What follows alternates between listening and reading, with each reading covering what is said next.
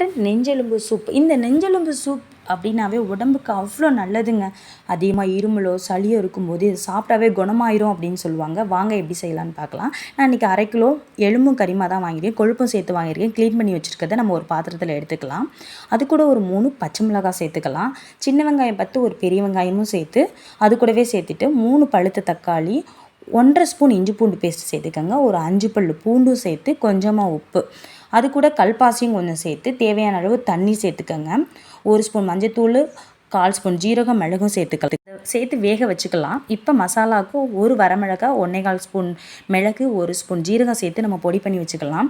அதுக்கு இடையில நம்ம வேக வச்சுருக்க கறியெல்லாம் வெந்துருச்சான்னு பார்க்கணும். நல்லா வெந்ததுக்கப்புறம் அதுக்கு மசாலா போட்டுடலாம்.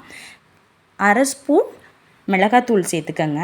நம்ம அரைச்சி வச்சுருக்க பொடியும் அது கூட சேர்த்து தேவையான அளவு உப்பு, உங்களுக்கு எந்த அளவுக்கு சூப் தேவையோ அந்த அளவுக்கு தண்ணி சேர்த்து நல்லா வேக வச்சுருக்கலாம்.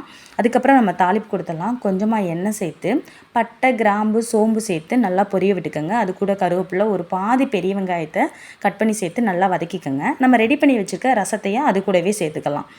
நல்லா கொதி வந்துடும். நம்ம அந்த கொழுப்பெல்லாம் மேலே மிதக்க ஆரம்பிச்சிடுங்க. அதுக்கப்புறம் நம்ம மல்லித்தழையை கொஞ்சம் தூவி விட்டுருங்க. தூவி விட்டுட்டு அவ்வளோதாங்க. நல்லா கொதி வந்தோன்னா சூடான சாதத்து கூட சாப்பிடுங்க. அருமையாக